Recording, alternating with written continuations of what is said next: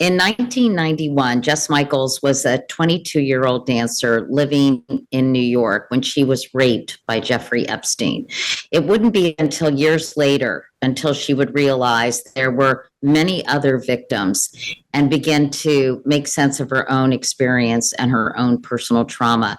She's now an advocate and founder of something called Three Joannes, which is launching the social safety app called hashtag with you too. And Jess is here to tell her story. Gosh, Jess, this has become such a frenzy, this focus on Jeffrey Epstein. I can only imagine how personally traumatic it is to see his name in the headlines day after day after day. What has that been like for you? It's been excruciating.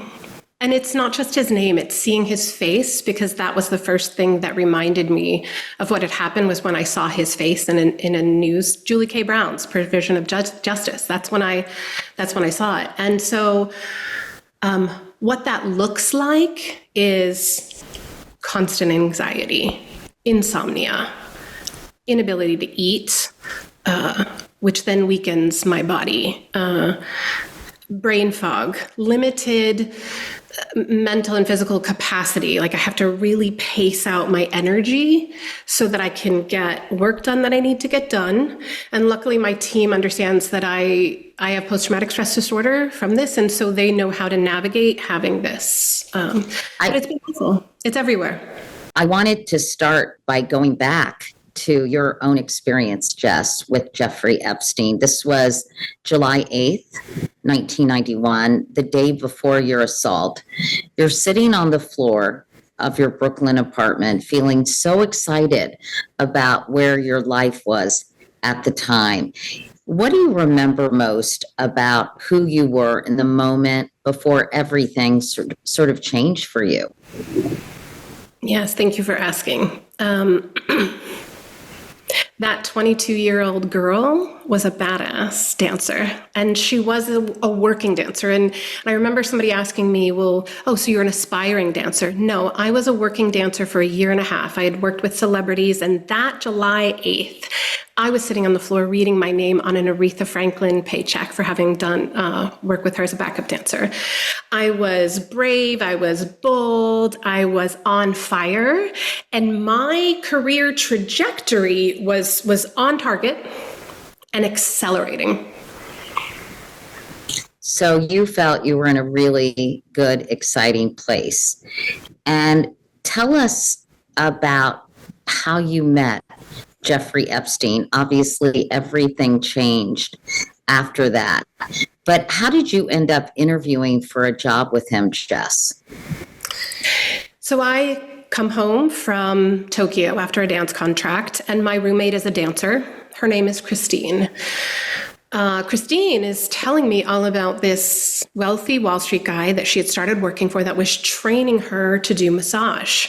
And that's actually a really normal we, as professional dancers, we worked on each other all the time, after classes, after rehearsals, during shows. It's a normal side hustle or then end trajectory after our career, after we retire from our career to get into massage or some kind of a wellness work. And or physical therapy of some kind, yeah, I imagine. Definitely. So she's telling me all about how this man is not only paying her to train her, but taking her all over the world on his plane. And she says, yeah, we fly over to Europe. I'm there for a week and I do 2 or 3 massages. Then I have the rest of the time to myself. He knows I'm a dancer. I can audition anytime I want. And if I have a dance contract, he's okay with it. I mean, it's the dream job. And so I'm jealous. Like I think, wow, she's landed the perfect opportunity for a professional dancer in New York City. So for 2 months, I'm hearing all about Jeffrey this, Jeffrey that. And, at one point I jokingly was like, are you sure it's only massage? Because she seemed to really like him. And I thought either it's more the massage or she has a crush on him. And she said, yes, it's just massage. And I said, well, then do you have a crush on him? And she's like, no, I don't have a crush on him. So I said, okay. So for me, this is a trusted friend. This is somebody I trust, somebody I have known for a year and a half, that I lived with for a year and a half. And a day, two months or so later, she says, hey, guess what? I got a dance contract and Jeffrey needs a backup masseuse. Are you interested? Well, hell yeah, I'm interested. This feels like a wonderful opportunity. So she gives me his address. I'm a big journaler, Katie. So when I was performing in New York, I didn't always have time to journal. So I actually kept all of my day planners. And so on July 8th, or July, it was actually the week before, July 2nd, I have in my day planner that I went to his office for an interview. I have his address, I have his phone number, I have his assistant's name, all in my day planner. So I go to his office, and it was on Madison Avenue, but when I went into his office, it did not look like this posh millionaire Wall Street guy's office. It looked very stark. I was kind of surprised. I even questioned for a minute, was he even a millionaire? So I sit down, and he's very stoic.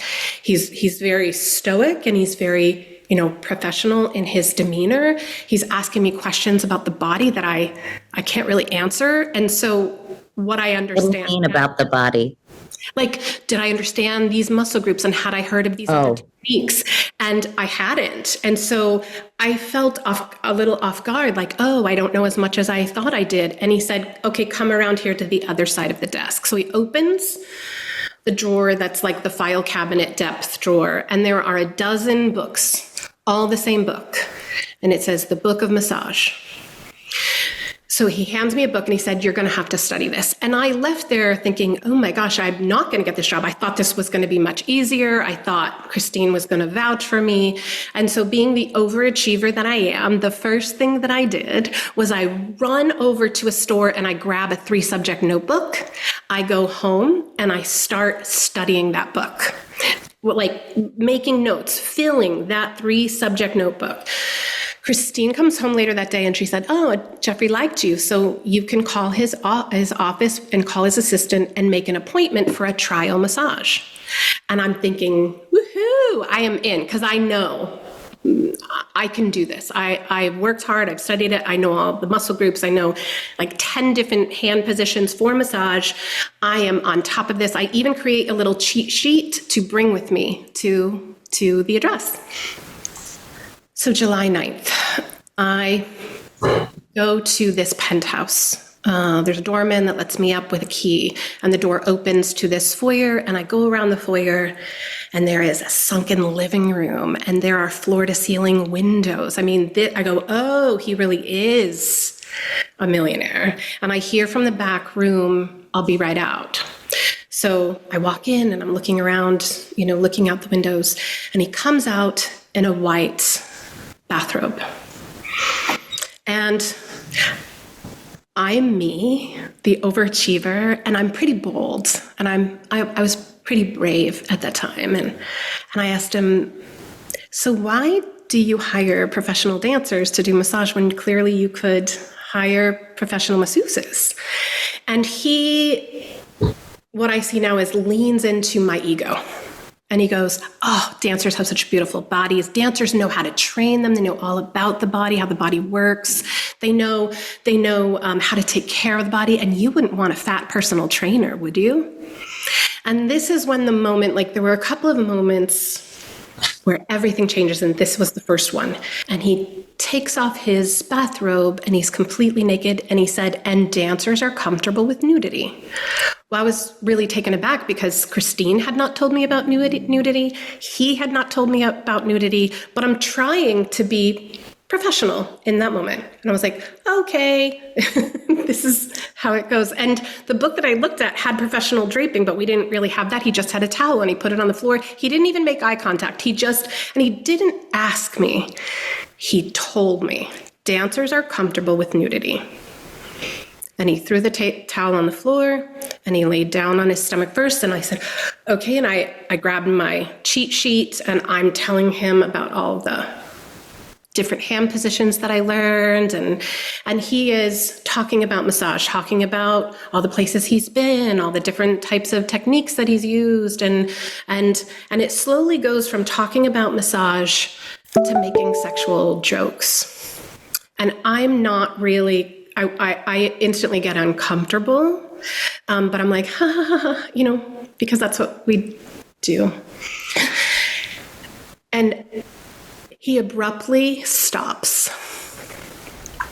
and sits up and he goes, "You're doing it wrong." His demeanor changed. It was like a switch flipped. And he said, "I'm going to have to show you on your body. Take your dress off. It's like, it's not a big deal. This is just how you learn massage." And it was at that moment, like if I were to explain a moment where I felt like my body just started to numb out and my brain started to get foggy and I started to experience a sense of numbness, it was in that moment. And I took off my dress and I laid down. And a lot of people say that, and this is why I couldn't relate when I would hear these things. A lot of people say, "Oh, I left my body and I could see what was happening when he raped me." That's not what happened to me. It was as if I fell backwards into my body and my eyes were so far away for me to see out of. I couldn't, it was like I was falling back and trying to get back to myself in that moment. He raped me. And then he got up abruptly, went over, grabbed a couple $100 bills out of his robe, threw them on the table, and said, call my assistant next week for another appointment.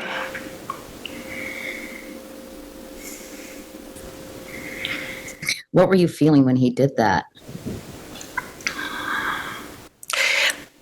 That's a great question, because at that moment, I could not believe what had just happened, and he walked out of the room. He didn't even stay in the room while I got dressed. So I was getting dressed, and I was confused, and I picked up the money, and it felt so disgusting, I couldn't put pieces together. So one of the things that I want people to understand what happens when you freeze is that when that freeze trauma response begins in the body, you don't just get brain foggy. That's not what happens. What's actually happening in your body is that defensive system shuts down your executive function, your ability to make decisions. I left that building, got on the subway going the wrong way. I was so confused and just felt like, I felt disgusting. I felt covered in vomit. Like if you were walking around with a smell, I felt like when I stood on that subway platform, everybody could smell it and everybody was looking at me. And I knew that something had shifted in my life and in my brain and in my body in that moment. Did you talk to your friend who had connected you and tell her what happened, Jess? So she had been away. That's a great question. And a lot of people ask that. So she had been away when this happened because she went on that dance contract. I ended up going on a contract to Tokyo again to do some modeling. I was gone for 2 months and I was so scared when I was leaving from Tokyo, and I talked to a friend. I said, I'm really scared to go back to New York. And I couldn't verbalize why. But as soon as I got back to New York, I was out of that apartment within 24 hours. I moved out of New York City. I never spoke to her again, and she never reached back out to me again either. I thought I was the only one because I thought my friend would never do that. My friend would never, that can't possibly be happening to her because she would never. So I thought it was just me. I thought I was the only one. And do you think it was happening to her? Have you ever been able to piece that together? Yes. I learned after all of this came out with Julie K. Brown's article, and I started sharing with my family and a mutual friend who was her roommate after me. Christine was working for Jeffrey Epstein for at minimum 8 years, from 1991 till 1998, and potentially longer. She tried to get that mutual friend to him. She was also adult. I want to also be clear. She was 23 years old and recruiting. She was what I call the Ghislaine Maxwell before there was a Ghislaine Maxwell. The next morning, or the next day rather, I know you went to work and you have a friend, or had a friend named Joanne, and she realized something was wrong with you. Tell us what happened. Yeah, I was a scholarship student at Steps on Broadway, and so I was going in for my scholarship work study, where we work the desk to pay for classes. So I walk in, and she's at the front desk, and she's like, hey, what happened? Because I had told her about this. I mean, and it could have been an opportunity for her too, right? Like, so I told her, and she looked, and she's like, hey, how are you doing? And I'm mute. She asks me 2 more times, and I can't even speak. And she looks at me, she grabs my hand, pulls me into the office, and I sit down sobbing. And I told her a fraction of what happened, because I was really humiliated to tell her everything that happened. And with her only knowing a fraction of it, she looked at me, she grabbed my shoulders, and she looked at me and she said, we need to go to the police. And it was in that moment that I recognized how bad it was. And it was in that moment that I thought, wait a minute, who's going to believe me, a 22-year-old dancer, over Jeffrey Epstein? And I had walked right past that same doorman that had let me up as if nothing happened, because I was still in shock. So who's going to believe me? I know that you also felt that there would be a lack of belief in your story, Jess, because you didn't, quote unquote, fight back. Yes. And I think we have since learned that what you experienced is a common response that victims of sexual assault have when they freeze, they leave their body. And that is really a reaction that many people have when this happens to them. It is completely normal. We didn't start talking about the freeze response from a trauma perspective, I think, until the beginning 2000s. And what I understood of the law, being an 80s and 90s girl, like 80s girl growing up and launching into the world at 22, was that rape was determined by how much you resisted. And so I froze. And I thought it was a moral failing on my part. So I thought that the law determined whether I had been injured. And so since the law was saying I wasn't assaulted, I must be so stupid. And so I really internalized that and thought, I must be so stupid. I can't even protect myself in the world. I got betrayed by my body. I can't trust my own body. I can't trust the people around me. And I can't trust walking around in this world. And I cannot tell you how devastating that is to be that age where you're launching into your life. And going from infinite amounts of confidence and bravado and probably a lot of ego at 22, right? And I turned into I turned into a mouse of a girl. You didn't see your friend Joanne, who urged you to go to the police, for 30 years after that. I was so embarrassed to even talk to her. I didn't talk to her again because she knew. But the other thing is, Katie, and this is what I think was so interesting and sad when I look back at it, is I looked at her and I thought, Joanne would have never froze. I'm sure that you've gone back and relived this many, many times, Jess, that whole encounter. And I'm curious, I think some people listening to this will say, why did Jess disrobe? Did you believe he was really going to teach you techniques? Was that part of the kind of freezing situation that you experienced? Yeah, that's a really important question, because what I know now is, and what I understand about grooming, how she had groomed me for those 2 months before, to that this is normal, that she was doing great, that she was happy and successful, and she was able to do all of her other things, and he had his contacts that was going to help her. What I know now is that he was actually setting me up to feel like I didn't know what I was doing, so that he could be the authority. So in that moment, what happens, besides the palatial wealth that I was surrounded by, he was setting himself up as he knew. And so I trusted him while I was scared, while I was nervous, because I thought, Christine wouldn't do this to me. Christine wouldn't put me in this type of position. You experienced severe PTSD following your rape. What can you tell us about your symptoms and how it changed your life forever, really, in so many ways? Yeah. There's a way that I explain it really. It was like a part of me collapsed internally and went to sleep. And it's only been through, 7 years of trauma therapy now. That part went asleep at 22, and I woke up in menopause. I lost that quality of life for all of that time. What happened to me in that moment was within 2 weeks, I broke out in this cystic-like acne all over my face.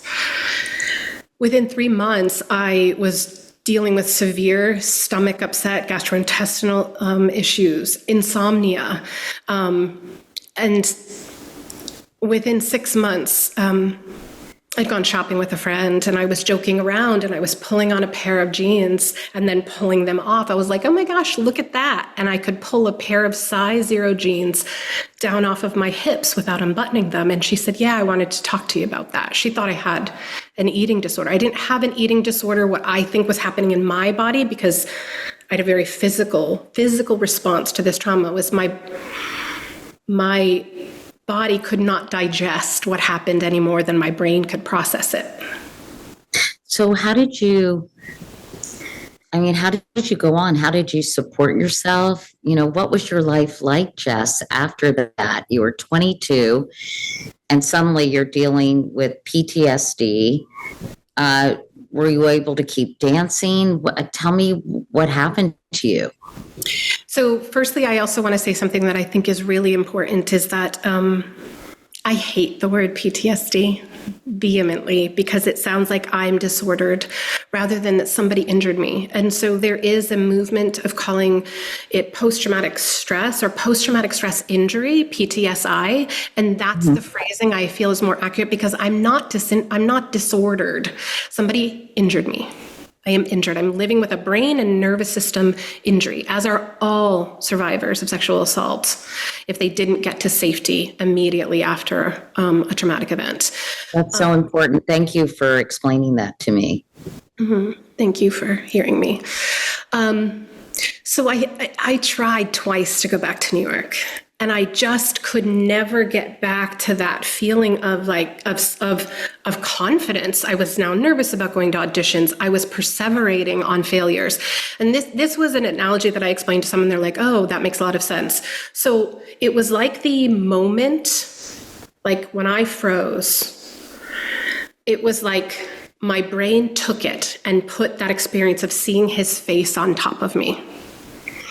And it put it in this steel vault in the back of my brain with a big sign on it that said, I am stupid and this is why. And every time I made a mistake, every time I failed in some way, every time I couldn't get up the courage to do something, it was like this sign would say, you're stupid, Jessica, and this is why. And it was this constant reminder, which made me constantly seeking validation, seeking safety, seeking saviors in relationships,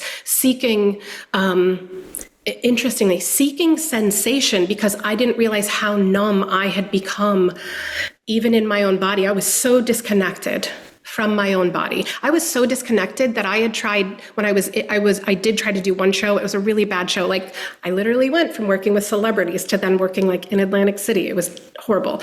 I worked in Atlantic City and I did a show, and I didn't realize I had worn shoes that were too small. I kept wearing shoes that were too small, and I started getting holes burrowing in between my pinky toe and the fourth toe. And I couldn't quite, I was like, oh, I'll just wait till my feet numb out in the first number. And I just kept dancing on it because even the sensation of having feet felt good. Fast forward, and you start hearing about Jeffrey Epstein in the news. Florida prosecutors knew Epstein raped teenage girls 2 years before they cut a deal with him, apparently. But this was the result of a grand jury investigation, and he did a plea deal. So you weren't aware of that. When was the first time you started hearing Jeffrey Epstein's name in the news? It's 2018. And I'm scrolling through my phone and I see his face for the first time. And when I see his face for the first time, my whole body just starts to go into panic. And I don't remember his name. I look at it and as I mentioned, I told my therapist, I sent her the link to the article. I said, I think this is the guy that raped me when I was in New York at 22. And she's like, okay, just let's calm you down. Don't read the articles yet. So I had to know. I went and I looked through my day planners, found my 1991 day planner, found his name in it, and decided, no, I'm going to read those articles. I want to see what they're saying. And I sat there and over again, I just kept thinking, oh my God, it wasn't my fault. I'm not the only one. And it was this really bizarre mix of being completely traumatized and feeling this weight that you didn't know you were carrying lift off of your body. It's a very bizarre feeling to feel both of those extremes at the same time and to recognize that I had gotten it wrong. Like I had gotten it wrong for 30 years. Did you ever talk to any of the other victims? Yes. So I have spoken to several of the other victims. We have connected and developed friendships. They've fluctuated over time.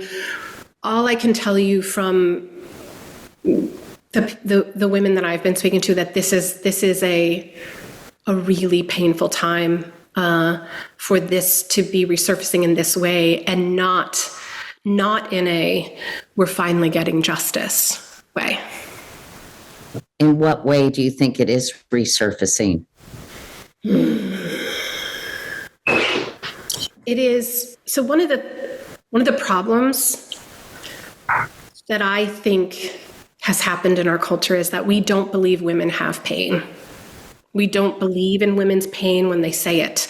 And if you actually go back and you look at all of the interviews that these women have been doing for years to say, this has been happening, right?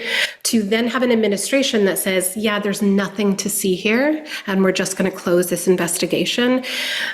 It's a moment where it's not just us anymore. It's every single woman who has ever been sexually assaulted or raped and had somebody tell them, your pain doesn't matter. We don't believe you. We're not going to bother investigating this, because that's actually what happens all the time. It happens all the time. We're not going to bother investigating this at all. And where I think it's truly problematic is that they're even considering the fact that it is being discussed at all of a pardon or a lesser sentence for a pedophile in this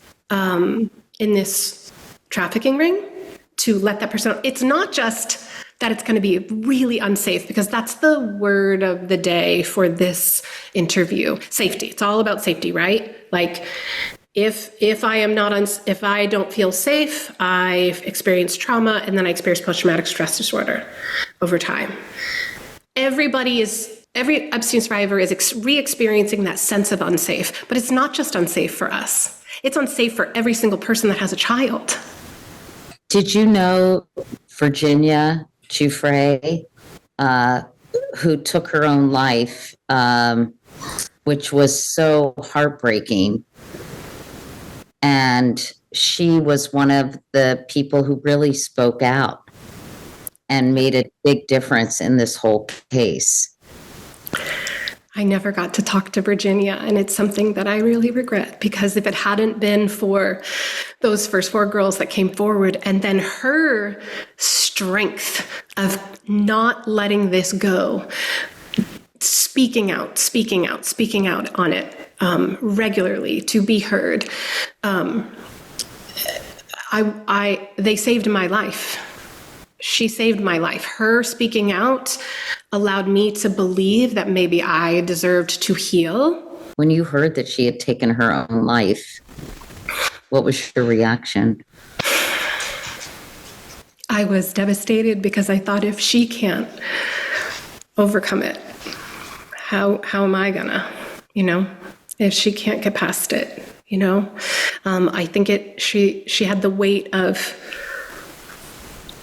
all of the men in her life that had damaged her. That's what she died from, was that wound. And it was devastating. And I was sad, because I'd really wanted to reach out to her, and I felt terrible that I didn't.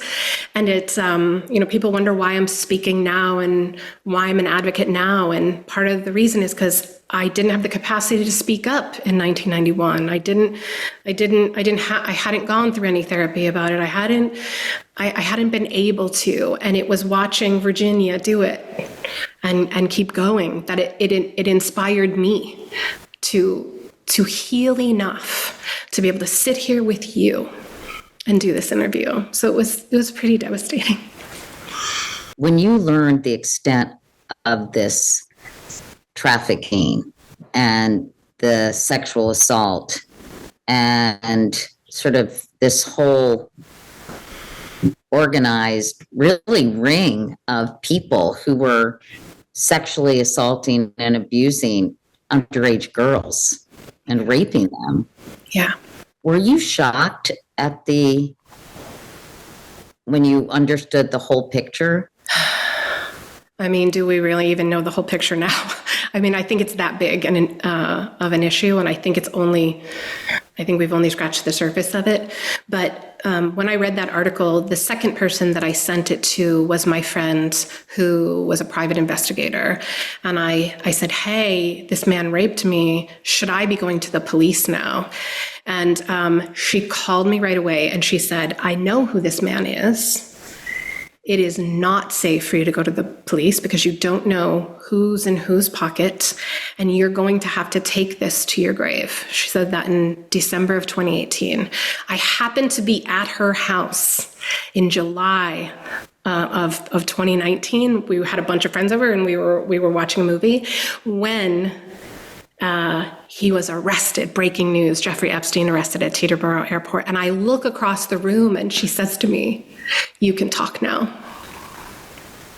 And so the FBI started asking us to come forward. I only knew what was in Perversion of Justice, and I could only imagine. I couldn't go too deep into learning anymore. That's all I knew, was what Julie K. Brown wrote in that article. So the FBI asked us to come forward. I don't come forward right away because I have work things. And she said, don't worry about it. This is going to be in courts for years. Finish your 5-week work speaking stint, and then you can do that after. So I literally am coming back from on a plane in my car when I start getting texts that he's dead. And the FBI is still asking us to come forward. We're still getting those commercials with the phone number. So I call up the FBI in 2019, tell them, speak to a switchboard. They had a whole switchboard line just up for victims. Somebody calls me back from the New York sex trafficking office, and I tell him about Christine. I tell him what happened to me, but I tell him about Christine. And his response was, look, we have to call everybody back that calls in, but it was 30 years ago. What do you want us to do now? So I'm thinking two things. I'm like, maybe this isn't as big a deal as I think it is, or it's a really big deal, and nobody's listening now. So I couldn't discern how big it was then. It's only been over time that, and it was really during the Ghislaine Maxwell trial that I recognized how deep it was. I don't dive into Epstein lore. I just don't. Having said that, there's been so much focus on these files and releasing these files, and a campaign promise really, that these files would become public. And as recently as a few months ago, Pam Bondi, the Attorney General, saying they were waiting on her desk to be reviewed. What do you think? What do you think is in those files? It's our victim statements. And what else? All of the survivors, this is what I think is really important that people are missing. They think that, and there may be like, we know he recorded. When I finally actually spoke to an FBI agent that actually took my interview a year and a half later, after me badgering the FBI to listen to me about Christine, she asked me if in 1991, were there any cameras that I could see? Did I know if there were any cameras? And I said, I wouldn't have even thought to look for that. So we know there are videos somewhere. That's a fact. That's not conspiracy theory. Everybody knows this. And survivors told us this. I think the frustrating thing is everybody keeps saying, what's in the files? What's in the survivors' impact statements, where we told you exactly what happened for us. And survivors that told who they were with. So if we just actually believed the women that have even put their own lives on the line, it's easier for me to talk to because I only met him. I was raped by him. I didn't meet Ghislaine Maxwell. I didn't meet any of these other men, but these women did, and they told us, and no one's listening. It is so strange. I know that you have 1991 Epstein survivor in your social media bios. And a commentator said, talking about you being sexually assaulted by Jeffrey Epstein is not a flex. Some things need to be kept inside and not shared with the whole world. Putting it in your bio is embarrassing. What would you say to that commenter, Jess? I was very purposeful when I did that. I couldn't say his name for 30 years. I am not protecting a rapist, ever. And that's what we do, right? That's how sexual harm and trafficking perpetuate, is we all stay silent. We don't talk about the names. And so, and we say the victim should be embarrassed for saying this. And I'm going to go with what Giselle Pellico had said, like, shame needs to change sides. I am a survivor of this man. I think that I don't need to protect his name in any way. I was supposed to never say it. It was supposed to stay quiet. And that's important to me. He used his name to do all of the horrific things that he did. You know what? I'm saying I'm an Epstein survivor, so I am making it known that I am using his name to change this tragedy. So that's why I say his name, but there's another reason why I say 1991. I say 1991 because no one wants to talk about the 90s.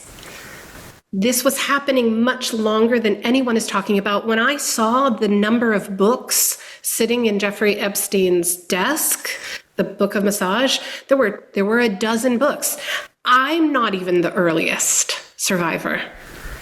And no one is talking about that. When I hear things like Donald Trump saying, oh, I broke it off with that guy, right? I broke it off. I don't see him anymore. Look, we've all been through a divorce, right? We've all been through a divorce. That doesn't disregard the romance, the honeymoon, and all the things that happen in that 15-year marriage, right? Just because you went through a divorce. And that's all I'm going to say on that. Well, Donald Trump has really been downplaying the controversy and even saying, quote, he doesn't understand why the Jeffrey Epstein case would be of interest to anybody. What would you say to Donald Trump if you were able to have a face-to-face conversation with him? I think it goes back to the exact same thing I was saying before, is that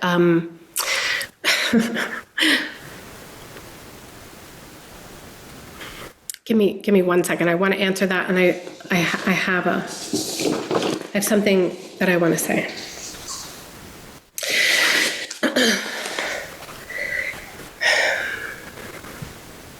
This is a moment where this administration gets to prove that they care about women. That's one of the things they campaigned on. I never cared about women more. But if you're not believing women, if you're not believing when we say we have pain, we've been harmed, then you're not caring about them. So actions speak louder than words, right? And when we say believe women, we mean believe women's pain over men's comfort. Do you think people would be shocked, Jess, at the quote unquote bold-faced names that had interacted with Jeffrey Epstein, not only in the 90s, but up until the time he was convicted? Yes, because this is the other reason I say Epstein's name. I say it because I'm going to get your attention when I'm talking and I'm advocating and I'm speaking at schools, right? You're going to hear me and you're going to listen. But one of the other things that I say is, that's how I get you to listen. But now the truth is, it's our brothers, our uncles, our neighbors, our dads, our representatives on the state level and then on the city level. It's our teachers, it's our attorneys. This is pervasive in every area of our world. So if we're going to ignore Jeffrey Epstein and what he's doing on a really clear, and the people that were part of this ring, if we're going to ignore them, then we have no chance on the local level. We have no chance of being safe and no chance of ever changing this tragedy. It's a $127 billion societal burden. That's from CDC numbers. That the cost, the health damage that is done to a victim, the loss of productivity, the loss of education, the loss of relationships and broken families. I mean, it is a big problem. And, after Sandy Hook, we have active shooter drills in every single school in our country, and yet our children are 117 times more likely to experience sexual assault than ever be in an active shooter situation, even at the rates that we're at. And we have nothing. We have no plan. This is not viewed as a tragedy. This is not we're not believing that it's actually happening to women. We're not. And so if this is going to go on the way it is, where there's the fact that it's even a potential of a pardon, we don't believe women's pain. We don't believe this is a tragedy of facing. What do you think the end game is for the Department of Justice? As you know, last week, the Deputy Attorney General, Todd Blanche, met with Ghislaine Maxwell and discussed her coming forward and talking in exchange for perhaps a reduced sentence or even a pardon. What do you think she's going to say? What do you think they're looking for from her? I don't know. I can't answer that question. But what I can tell you, from my perspective, from survivors' perspective, is that if you are willing to protect and enable a pedophile in this way, protect them and get them off, then you are creating an unsafe environment, not only for Epstein survivors, but for every parent that has a child, every person that has ever felt unsafe to tell law enforcement, the justice system, find a lawyer. Like, survivors are not going to believe in the justice system ever again. What do you think the reaction will be from survivors of Jeffrey Epstein, who was enabled and supported by Ghislaine Maxwell, if she does get a reduced sentence or is even granted a pardon by the Trump administration? I can only go back to the quote, like Maya Angelou quote, which is when people show you who they are, believe them. And so it's, like I said, it's not just going to make Epstein survivors feel unsafe, feel the degree of injustice. What I think they're underestimating is now that we have been in this fight for years, 20 years, Maria Farmer since 1996, I think there's a really, there's a real underestimation of the amount of rage that people will have over this, and the amount of people that are actually hearing us. I did a TikTok on this, and I got 2.5 million views with 500,000 likes, and people in the comments saying, "We're here for you." Like, the most support I have ever seen for this issue. So I think the hope by the administration is that this is going to blow over, and they don't realize that they're toying with generations of sexual assault that I think women are done. Women are done with. Women are done with, or everyone is done with? Because there are a lot of people. It's true. You're right. A lot of people who are supportive of Donald Trump or voted for him, who are outraged that he is glossing this over and hoping it goes away. Yeah, I will correct. You are correct. Everyone is recognizing that this is a line. Child sex trafficking is a line in the sand. Sadly, that's been the only thing that has raised any awareness to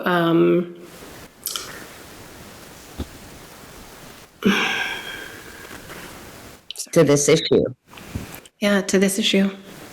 Well, I know that the focus on underage girls, clearly that has been a big emphasis of what Jeffrey Epstein and Ghislaine Maxwell did. But you feel it's also important to focus on women who were your age, who were 22, and who experienced some of these same crimes. Yeah. There's something that happens for women when we cross this imaginary line of 18 years old and we are suddenly legal. There's a level of responsibility for being assaulted that is assigned to us that is inaccurate. There's a level of, like, we should have known better. I can't tell you how many people are in my comments going, "Well, you just wanted the money." I went to a job interview.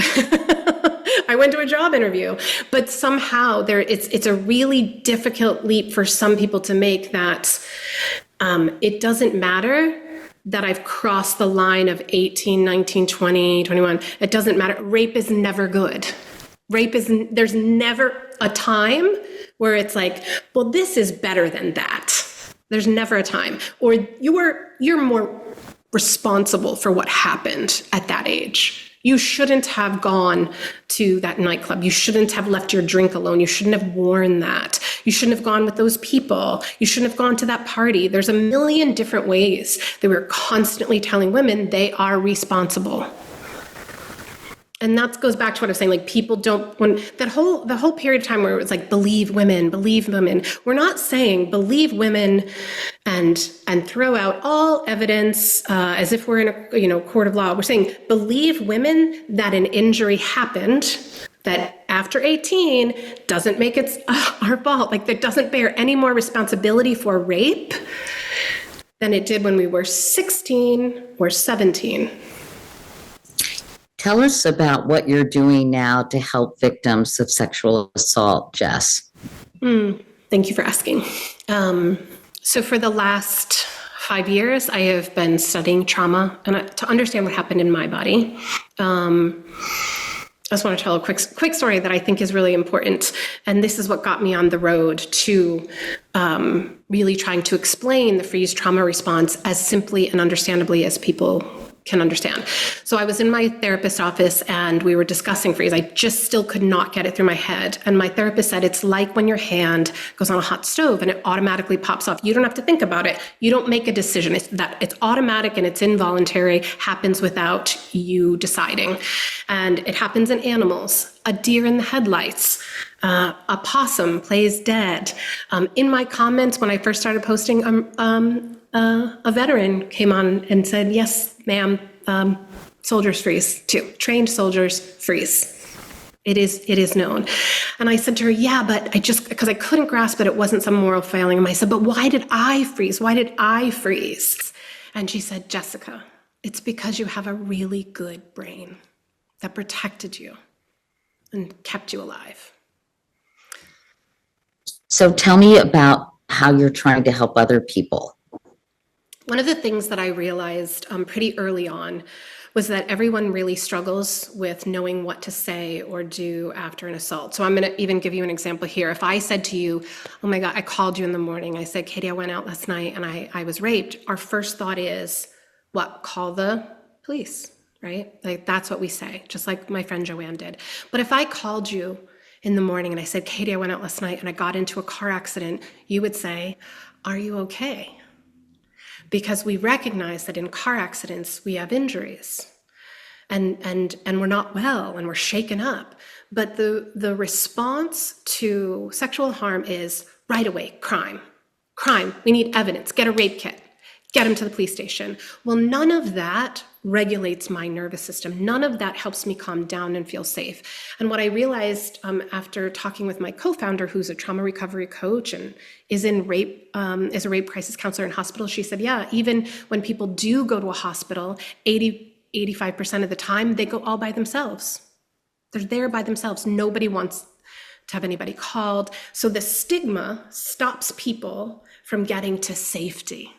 Stops people from getting to a safe place and safe people right after something happens. And so I've developed a social safety app called With You Too, and everyone thinks, oh, it's for survivors. And I said, no, it's for everyone else. It's for everyone else to understand around them what's happening in the first 24 to 72 hours, what is happening in that first week to 2 weeks afterwards, because that's the other thing. I would share what happened to me with people, and then I would never hear about it again. I think they didn't want to bring it up because they thought it would hurt me, but the news is saying his name all the time. I have a couple of select friends that are also advocates, and they're like, hey, this news cycle's really heavy. How are you doing? And I'm like, I'm in bed about 10 hours out a day, but I'm fine. They know to check in on me. They know to see how I'm doing. I had a friend that sent me Uber Eats gift card because she knew I couldn't get out of bed. So what I've set up in our app, in addition to just connection, how do we feel safe with people? So we start talking about connection when it's not a crisis. We start talking about connection and how mental health works when it's not a national tragedy. And then how to support survivors and victims. Yeah, so that we can be safe and I can know that if you're in my circle of people, you've already learned a little bit about the freeze trauma response, that's really normal. And I'm going to feel safe with you, Katie, because I know that you understand freeze. And so then I'm surrounded in safety. Then, and only then, do we focus on justice and accountability. But we keep skipping over the injury, going back to women are not believed that they experienced harm. Our pain is not believed, has never been believed. Speaking of that, do you think there will ever be justice for the victims of Jeffrey Epstein? I don't know. So all I know for me is that I had to make my own justice. And I had to use this experience and what I know I do well, which is educating on complex things and taking them down to understandable levels and make my own form of justice. I don't have much faith, sadly, in the systems that are supposed to protect us. I don't. And so I am doing it on my own. And I guess it's as much accountability for the perpetrators as it is justice for the victims. Do you think there will ever be accountability for the people who participated in all of these things?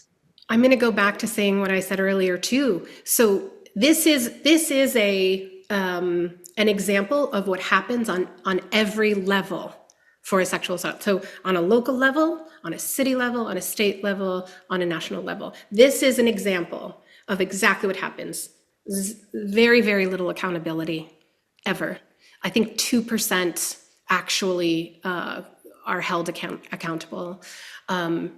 It's not a crime that people recognize the harm and then focus on how do we get accountability. They just don't, because they don't believe us. They don't believe us. The biggest thing that I see in my comments, because I'm really trying to learn from my comments, what are people commenting on? Even the negative ones. Why didn't you report? Everybody thinks it is safe for us to go report, and it just isn't. We are not believed when we walk in that door. In fact, we are interrogated. So what I'm trying to do in shifting this is that the recognition that sexual assault is an injury first that demands first aid care before it is an interrogation or an investigation. We take someone and we make sure they're safe. That's going to benefit everyone, because then we're actually going to get to details. The brain is going to calm down. The nervous system is going to calm down. We're going to have a better time of remembering what happened and being able to give details. But that never happens, never happens. So this is just no different than any other case. And the thing is that this administration could have had a moment of heroism. And that's how they tried to play it out when Pam Pondy, like this could have been, a moment where everything changed and they were standing on law and order, right? It could have been. And why do you think they changed their minds? I think there's information in there that they don't want anybody to see. There's information in there. There are victim statements, there are videos, there are pictures, there are maybe not one list, but there are lists that survivors gave. And they don't want anybody to know who they are, because it will disrupt the status quo as it stands right now. Jess Michaels, thank you so much for spending some time with me and telling your story. We really appreciate it. Thank you. Thank you for being willing to sit and listen, because that's the other thing that's missing right now. Nobody's asking us.